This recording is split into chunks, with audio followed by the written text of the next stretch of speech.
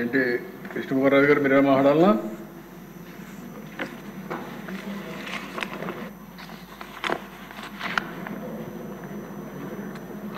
అధ్యక్ష, బీజేపీ తరపున బ్రీఫ్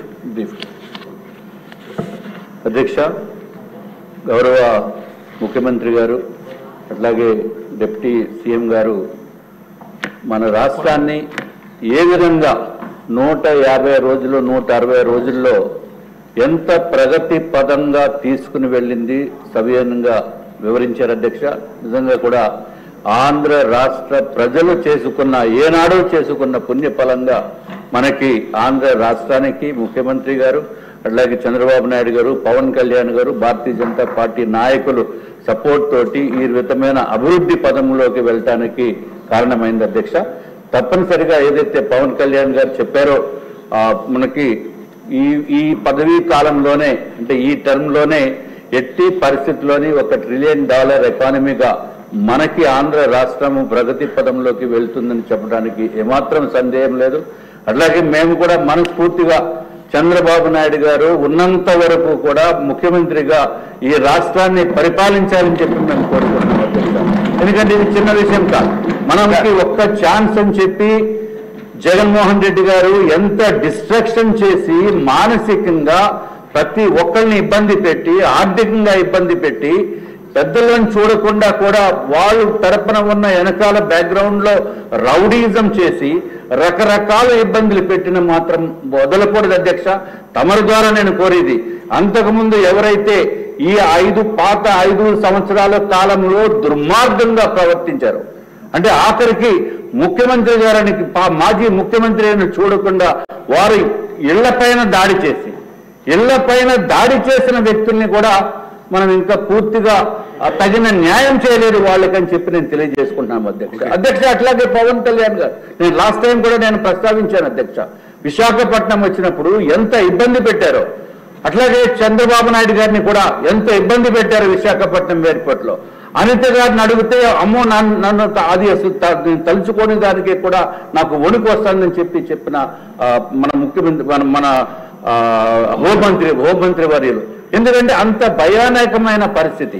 నేను ఆ రోజు విశాఖపట్నంలో ఉన్నాను కానీ నేను ఎప్పుడు దూరంగా ఉన్నామలా అని నేను వ్యక్తిగతంగా రాలేనటువంటి పరిస్థితి అధ్యక్ష. తప్పనిసరిగా ఏదైతే ఒక పక్కన ప్రగతి పదంలో మనం ముందుకు వెళ్తున్నామో అదేవిధంగా అరాచకాన్ని మనము అణచవలసిన బాధ్యత గౌరవ ముఖ్యమంత్రి గారి పైన డిప్యూటీ సీఎం గారి పైన ఉంది అని చెప్పి తెలియజేసుకున్నాం అధ్యక్ష.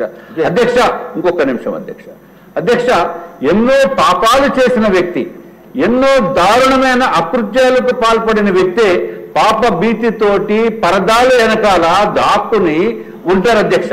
ఇప్పుడు నేను మొన్న విజయవాడ వచ్చినప్పుడు ఈ జగన్మోహన్ రెడ్డి గారు ఇల్లు ఎలా ఉంటుందో చూడటానికి రోడ్డు మీద వెళ్ళటం చూశాను అధ్యక్ష. అది ఎట్లా ఉందంటే అధ్యక్ష, నేనేదో చైనాలో ఒకసారి గ్రేట్ వాల్ ఆఫ్ చైనా చూశాను అధ్యక్ష.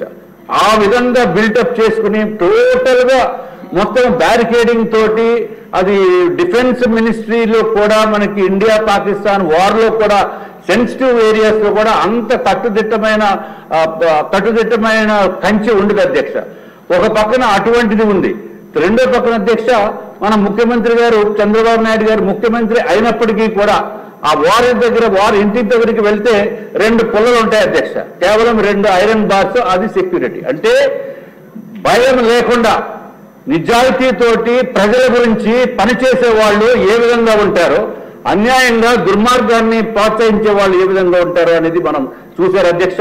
ప్రజలందరూ కూడా దయచేసి గమనించి మీరు కూడా రాష్ట్ర ప్రజలు తప్పనిసరిగా మన ఆర్థిక వ్యవస్థని పెంపొందించడానికి, అరాచాన్ని అరికట్టడానికి దయచేసి ఈ వైఎస్ఆర్సీపీ అనే పార్టీని సర్వంగా కూడా మనం ఎప్పుడు కూడా ఈ ఆంధ్ర రాష్ట్రంలో మళ్ళీ ఒక్కసారి కూడా మొలకెత్తకుండా చూడవలసిన బాధ్యత ఆంధ్ర రాష్ట్ర ప్రజలపై ఉందని చెప్పి తెలియజేసుకుంటూ నాకు ఈ అవకాశాన్ని ఇచ్చిన ముఖ్యమంత్రి గారికి మీకు ధన్యవాదములు అధ్యక్ష.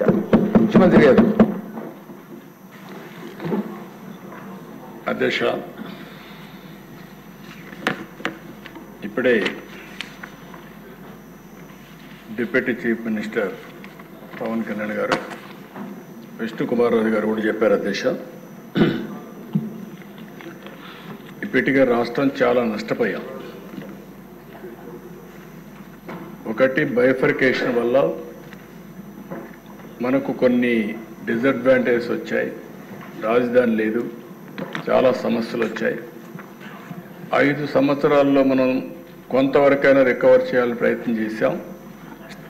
దేశంలోనే 3 రాష్ట్రాల్లో ఒక రాష్ట్రంగా అభివృద్ధి చెందాం. అది కంటిన్యూ అంటే స్టెబిలిటీ వచ్చేది. మళ్ళా 5 సంవత్సరాలు బాగా విధ్వంసానికి గురైంది. అయితే ఈసారి బ్రాండ్ పోవడమే కాకుండా మనకు సమస్యలు కూడా వచ్చాయి. ఆ సమస్యలు మీరు చూస్తే ఆర్థిక ఇబ్బందులు, అధికార యంత్రాంగం నిర్వీర్యమైపోయింది, వ్యవస్థలన్నీ చిన్నాభిన్నమైనాయి. కానీ ఈ ప్రభుత్వం ఒక దృఢ సంకల్పంతో మిత్రులు పవన్ కళ్యాణ్ గారు చెప్పినట్టు ఎక్కడా రాజీ పడం, ఈ కూటమి ద్వారా తప్పకుండా ఆంధ్ర రాష్ట్రానికి దశ దిశ చూపించే కార్యక్రమానికి శ్రీకారం చుడతాం. గట్టి పరిపాలనకే శ్రీకారం చుడతాం. సెంటిమెంట్ కూడా గౌరవిస్తాం. పొట్టి శ్రీరాములు గారి యొక్క ఏదైతే ఆత్మ త్యాగం చేశారో, బలిదానం చేసుకున్నారో, ఆ రోజున డిసెంబర్ వస్తుంది. స్టేట్లో ఒక పెద్ద ఫంక్షన్ చేసి తద్వారా ఆయనకు నివాళులు అర్పించడమే కాకుండా ఆ స్ఫూర్తిని ముందుకు తీసుకుపోదాం. ఒక రాష్ట్రం కోసం త్యాగం చేసిన వ్యక్తిని జీవితంలో మన ప్రజలు గుర్తుపెట్టుకునే విధంగా చేస్తాం. కన్యకా పరమేశ్వరి, దీనికి కూడా మనం ఆలోచించి ప్రాధాన్యత ఇచ్చాం. ఇంకొక పక్కన ఎప్పుడో స్వాతంత్రం రాక మునుపు డొక్కా సీతమ్మ ఏదైతే గోదావరి దాటి ఆ సైడ్ వస్తే ఎంతమంది వస్తే అంతమందికి ఆమె స్వయంగా వంట చేసి పెట్టి లాంతర పెట్టుకొని వాళ్ళకు రిసెప్షన్ ఇచ్చింది. రాత్రిలో వచ్చినా ఎప్పుడొచ్చినా స్వాగతం పలికింది. అలాంటి స్ఫూర్తి ఇప్పుడు కూడా ఈస్ట్ గోదావరి ఏ మారుమూల గ్రామానికి వెళ్ళినా డొక్కా సీతమ్మ గారిని గుర్తుపెట్టుకుంటారు. అందుకే మిడ్ డే మీల్ స్కీమ్కి ఆవిడ పేరు అక్కడ పెట్టాం. ఇది ఒక మన పూర్వీకుల్ని మనం గౌరవించుకుంటే మనల్ని మనం గౌరవించుకుంటే అవుతుంది. అలాంటి సెంటిమెంట్స్ అన్ని కాపాడుకునే బాధ్యత తీసుకొస్తాం. ఇంకో పక్క రాష్ట్రంలో మాకు ఎవ్వరికి కూడా ఇక్కడ అనుమానం లేదు, నాకంటే ఎక్కువ గట్టిగా ఉన్నాడు పవన్ కళ్యాణ్ గారు. ఎక్కడైతే ఈ సోషల్ మీడియాలో కానీ లేకపోతే గంజాయి కానీ ఎవరైతే అరాచకాలు చేస్తున్నారో అరాచక శక్తుల్ని పూర్తిగా కట్టడి చేయాలని డిటర్మినేషన్ వరకు ఉంది. నేను ఒకటే, వారి ద్వారా మేమిద్దరం కూడా హామీ ఇస్తున్నాం, ప్రజలకు హామీ ఇస్తున్నాం. రాజీ పడం, సంఘ విద్రోహక శక్తుల్ని అరికడతాం. ఎవరైనా సోషల్ మీడియా ద్వారా ఏ ఆడబిడ్డని అవమానం చేసే విధంగా ప్రవర్తిస్తే అదే చివరి రోజు వాళ్ళు గుర్తుపెట్టుకోమని మరొక్కసారి హెచ్చరిస్తున్నా. ఈరోజు గౌరవప్రదంగా ఇక్కడికి వచ్చేది ప్రజా జీవితంలో ప్రజా సేవ చేయాలనుకుని వస్తాం. అలాంటిది వచ్చి తెల్లవారితో నిద్రలేచి ఎవడు మన మీద సోషల్ మీడియాలో ఏం పెట్టాడు అని మనం చూసుకోవాల్సిన పరిస్థితి లేదు. రాజకీయాన్ని రాజకీయంగా ఛేదిద్దాం. అదే సమయంలో ఇష్టానుసారంగా క్యారెక్టర్ అసాసినేషన్ చేస్తే మాత్రం వదిలిపెట్టం. గత ఇక మీదట మాత్రం ఏదైతే నేను ఒకటే చెప్తున్నా, నా జీవితంలో నేను ఎక్కడా రాజీ పడను. తీవ్రవాదులపైన పోరాడాను. నా ప్రాణానికి ముప్పు వచ్చినా భయపడలేదు. మత విద్వేషాల్ని కంట్రోల్ చేశాను. ముఠా నాయకుల్ని ఎక్కడికక్కడ కట్టడి చేశాం. ఈరోజు రాయలసీమలో ముఠాలు లేకుండా ఒకప్పుడు సినిమాలు తీస్తే రాయలసీమ కథలే పెట్టేవాడు సినిమాలంతా కూడా. అలాంటిది ఇప్పుడు వాళ్ళు సినిమాలు తీయాలన్న పాత చరిత్ర తీయడమే తప్ప ఇప్పుడు కొత్తగా ఎక్కడ సంఘటనలు లేవు. అలాంటి చరిత్ర రాదు. అదే సమయంలో ఈరోజు రౌడీలు అనేవాళ్ళు కూడా ఉన్నారు, ఇంకా అక్కడక్కడ ఉన్నారు. కొంతమంది బ్లేడ్ బ్యాచ్ అవి కూడా ఉన్నాయి. వాళ్ళకు కూడా చెప్తున్నా ఈ సభ ద్వారా, బ్లేడ్ బ్యాచ్ జాగ్రత్తగా ఉండండి. చేస్తే మాత్రం మిమ్మల్ని వదిలిపెట్టను. గట్టిగా కాదు, మీరు ఒక కన్నెర్ర చేసే వరకే కానీ zero tolerance on law and order. There is no second thought. ఇంకా పకడ్బందీగా నిర్వహిద్దాం. పోలీసు వ్యవస్థను ఇప్పటికే ప్రక్షాళన చేస్తున్నాం. ఇంకా అక్కడక్కడ ఉంటే ఒకటి రెండు ఉంటే అవి కూడా వేరేస్తాం. ఎక్కడ చూసినా పకడ్బందీగా నేను ఒకటే మా మెంబర్స్కి ఉండే మెంబర్స్ కోరుతున్నా, మీరు లా అండ్ ఆర్డర్ మీ చేతికి తీసుకోవద్దండి. ఎవరైనా సరే లా అండ్ ఆర్డర్కు విఘాతం కలిగించే వ్యక్తులుంటే మాత్రం వాళ్ళని ఉక్కు పాదంతో అణిచివేసే బాధ్యత ఈ ప్రభుత్వాన్ని చెప్పి మరొకసారి మీ అందరికీ హామీ ఇస్తున్నా. అది కూడా చేస్తాం. ఇవన్నీ చేసి ఈరోజు పవన్ కళ్యాణ్ గారి తాపత్రయం కూడా మీరు చూశారు. వేరే రాష్ట్రాలకు పోతే వాళ్ళ అభివృద్ధి చూసి ఆ అభివృద్ధి మనం మాట్లాడినప్పుడు మనం చేసుకోలేకపోతున్న బాధ ఉంది.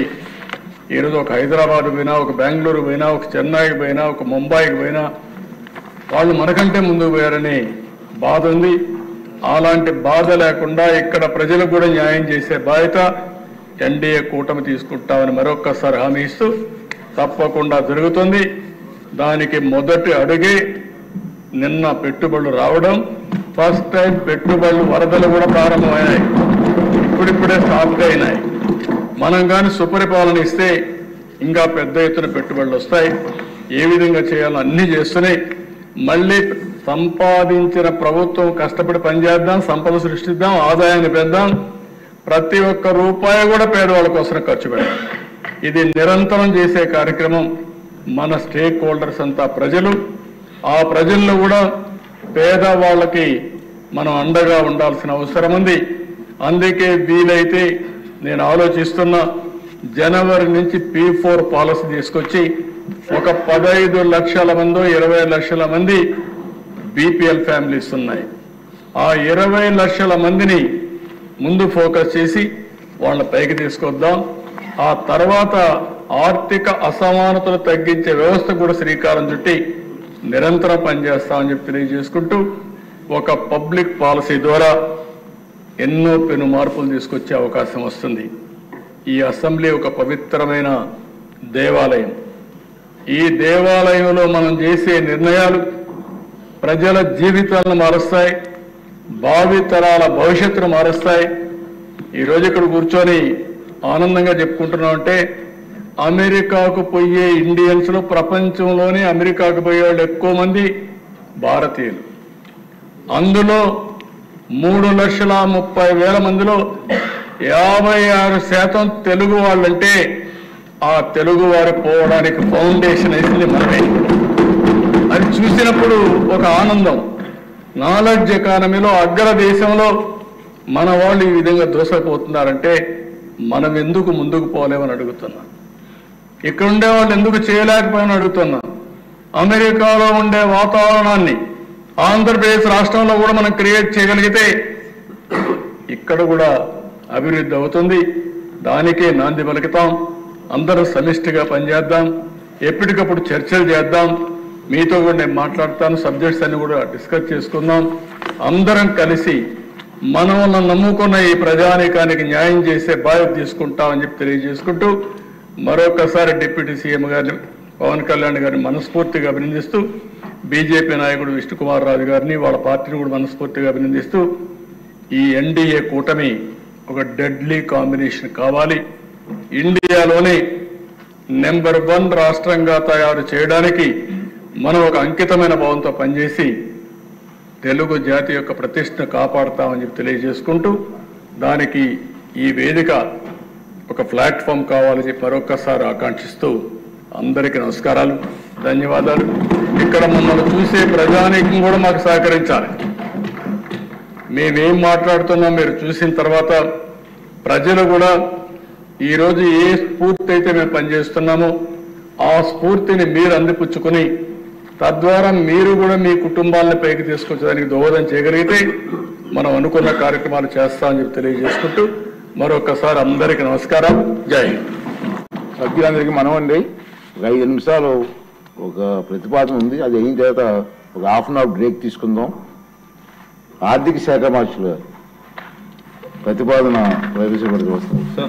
ముఖ్యమంత్రి గారు on behalf of Honorable Chief Minister, I beg to move that the members of this House do proceed to elect members from among